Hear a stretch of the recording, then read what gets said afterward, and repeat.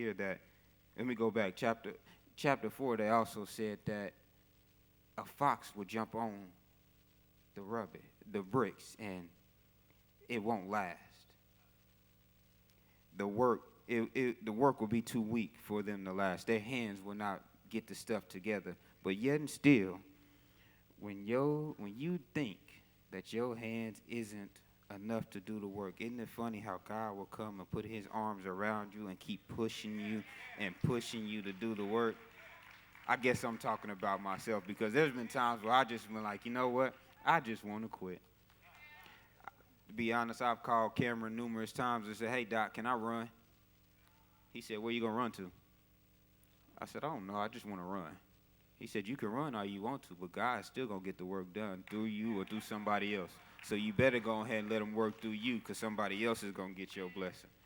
I don't know who I'm talking to, but sometimes you just got to man up, woman up, or some of you kids, just kid up and get the work done. Because sometimes the kids can do more work than the parents. Let me get back to it before I. But if you think about it, the harder you work, the louder your enemies talk. You do realize the harder Nehemiah worked, they tried to attack him physically. They wanted to set him up to go to oh no, but it's already in the name. Oh no, you should not come here. Some of y'all not paying attention to the places God is not telling you to go to, but yet and still you saying, oh yeah, I'm going to go in here and I'm going to party, and oh no, trouble happens.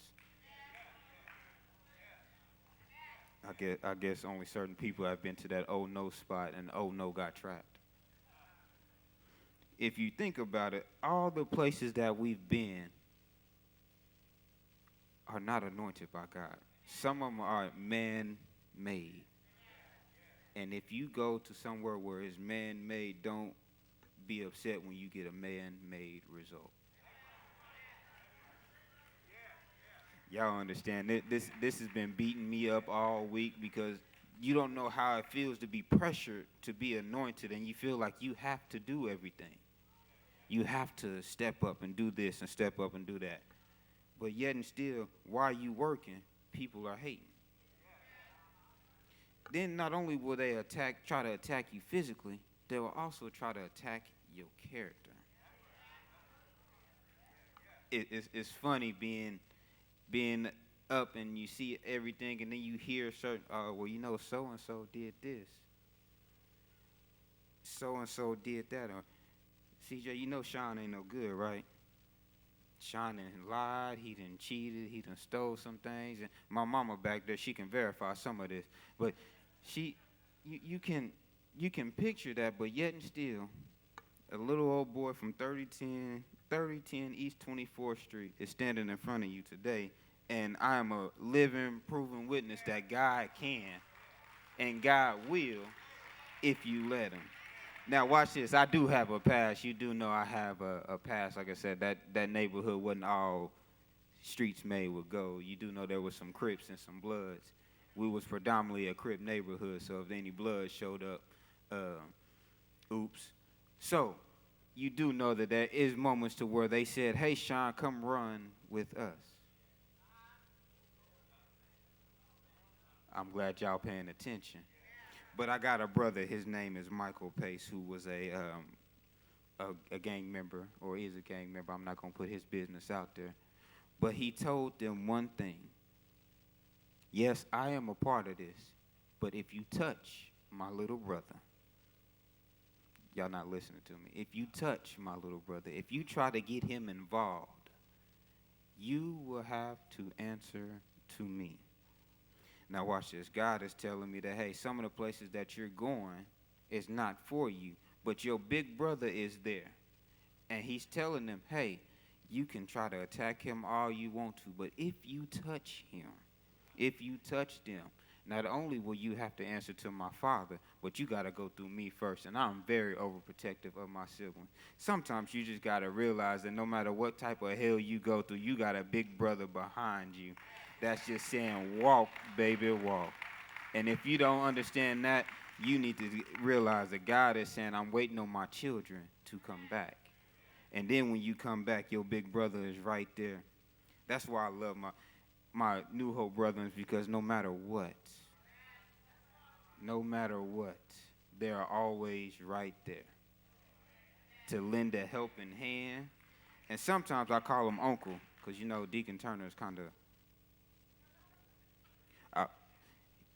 not old, but kind of seasoned. And I'm not talking about salt and pepper. But you got to understand that there's some brothers that got the wisdom that you can run to. And it's not only about being here on Sunday morning. We also got to be out there Monday through Saturday. That's what I'm trying to get you to understand. The work doesn't stop while we in the church. The work, let me quote somebody. Nipsey Hussle said the marathon continues. But God is trying to get you to know that my work continues too. Soon as you go out of these doors, you should just go ahead and just clock in. Because there's going to be somebody that don't know Jesus. There's going to be somebody that's going to need you to pray for them. My God, there's going to be somebody that's going to need to hear a word. Sorry, I've been dealing with a gentleman that's been on hospice for the last 3 days, and I'm telling you right now, God is good. I'm almost through here. See, it's almost 12 o'clock. And y'all can get home, get y'all's chicken in. A man can attempt to rub my feet.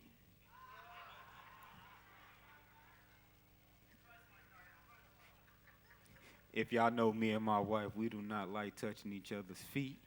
And she just gave me a look like, don't you stand up there and tell that lie. But if you think about it, not only will they attack your character, God is also asking, will you continue to work and trust the process? Will you continue to work and trust the process when it doesn't look like you want it to? Give you an example. When Shadrach, Meshach, and that bad Negro went through that fire, they trusted the process. And when they went through, it was somebody walking right there behind them.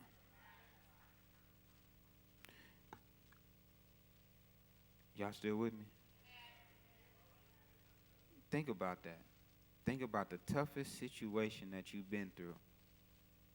And yet still you wanted to say, if you don't get your... I can't say that, mother, because there'd be some bad words involved, and I don't want to get in trouble. But if you just think about it, and all them times that you wanted to say something, and God just held your tongue. There's a story that I want to share with y'all about this preacher. He went to a guest church, and he preached this uncompromising word to youth. Now watch this. The brother received a message, so to speak, on YouTube. And I just so happened to come across this message. And it tells him, you need to sit yourself down somewhere. How in the world do you title a message this way? You need to go to seminary. You have no clue what preaching is. Then you stop to correct something in the audience with your children. Your wife needs to control your kids. Now, if anybody knows, when you speak about a man's wife, whether you are a pastor or deacon, them fighting words. So, not only did he say that, then he ends it with this. Praying for you mightily. Let me stop you right there. You're not going to attack somebody and then try to throw God in there and be like, I'm praying for you. You can't do that. God does not like confusion. So either you going to attack or you going to support. Pick one. Then, I'm not done. Then he says, praying for you mightily that you use your gift better than you did for this message. Now, I'm going to give a brief disclaimer. Yes, that was me. I was told that. Watch this. How is it that people who are not walking into their anointing can always comment on somebody that is? This is how you know that you are working. If you are not working, nobody has any reason to hate on you. But if you are, they find little things to nitpick about. Mind you, he did not say the content of your message. He said your title and your wife. Watch this. My wife wasn't even on the video. So that shows me right there that you was there. So that means you got a word, but you just wanted to nitpick at something. Isn't it funny that how we go through life and we always do the right thing, but yet and still there's always somebody finding little things.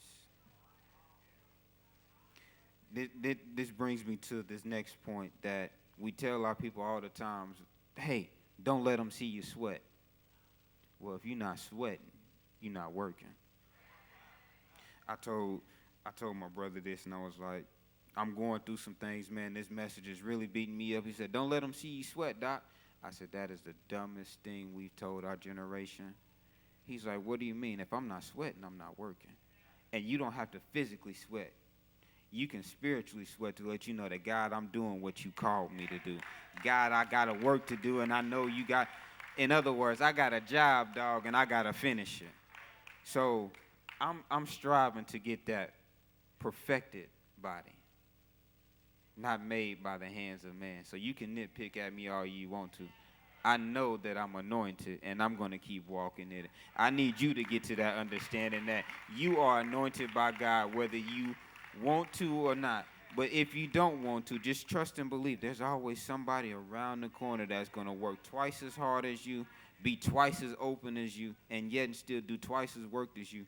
And God is like, okay, if you don't, he will. And then you'll watch your blessings. And then you start covenant somebody else, wondering why they have this and you don't. Try worshiping the God, the giver, and not the stuff. I'm still in the text because not only did they do that, Nehemiah said, Lord, strengthen my hands so that I can continue to work. Sometimes you just got to ask God, just give me the strength. Let me keep going. I know I went through hell and back. I know I did some things that I wasn't supposed to. I know I went to oh no 3 times. If you can't say amen, I'll throw a 4th one in there so that way you could be cool. But yet and still, strengthen me, because it's not going to happen overnight. So many times we tell people, oh, when you come to God, it's going to happen overnight. That's a lie. This is a process. And if you can't trust the process, just like when you cook ribs, there's a process. You can't just throw them on the grill. You got throw them on the grill frozen. You got to first thaw it out. Then you got to find that, make sure that it's all nice and tender. Let me help you out. Sometimes God got to thaw you out. That means he's just getting you, but you got to trust the process. But then it's not just thaw you out and then throw you on the grill, but you got to find that right seasoning. And sometimes it's not salt and pepper. Sometimes you got to find that right seasoning. And sometimes Lowry's don't go on everything. Sometimes you got to make a combination. But it's still not it. But then you got to find that right temperature. And sometimes you just got to light that grill and just watch it. Sometimes you just got to watch it. And now watch this. Sometimes you just got to watch people just burn off. Because if they burn off, they wasn't meant for your good anyway. Sometimes they just got to burn off. But we still not done. You got You got your birthmark on it. That's that little brown, that's the little dark burnt spot right there. That lets you know I've been through a process, but I'm still not done. Ooh. Y'all understand. I done been through that process. I've been thawed out. I've been seasoned. Don't look at my face because I'm not older than the dirt, but I've been seasoned. I got experience. Boy, when I tell you, but I'm still not done. Then you got to place them in that foil, because sometimes you got to put the foil around them, and you got to keep the temperature in there. You got to keep it contained. But then when you get to your finished product, y'all should have shouted right there, because then when you get to your finished product, see, the finished product is not down here. That's when we get to glory, and God says, well done, thou good and faithful servant. That's when you start falling off the bone. That means you just tender. Kevin, I'm talking about you because I got the ribs in the sink right now. They waiting on you. I know you got that good seasoning waiting for me. Y'all understand I'm eating good for lunch today. So we got that good seasoning, but then you just got to throw it on the grill. And watch this. When you throw it on the grill, you are trusting the process, and God is saying, I got you. You might be here today, and you got to go through the process to get where you need to be. And the process is not just for ribs. The process is just for your relationship with Christ in general. See, too many times we get to this point that we can come down on Monday, come down on Sunday, be on the deacon board Monday, leading prayer circle on Tuesday, want to teach Bible study on Wednesday, and then want to lead praise and worship on Thursday and choir rehearsal. Then come Friday, we want to do the administrative assistant work. Then come Saturday, we want to lead Sunday school. And then come Sunday, we want to be the pastor.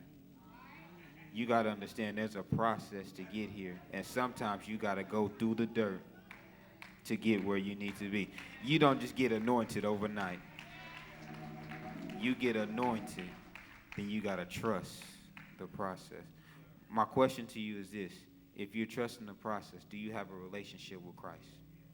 If you don't, this is the prime example. This is the prime time of coming, whether you want to rededicate your life or whether you just want to have prayer. Don't leave here the same way you came.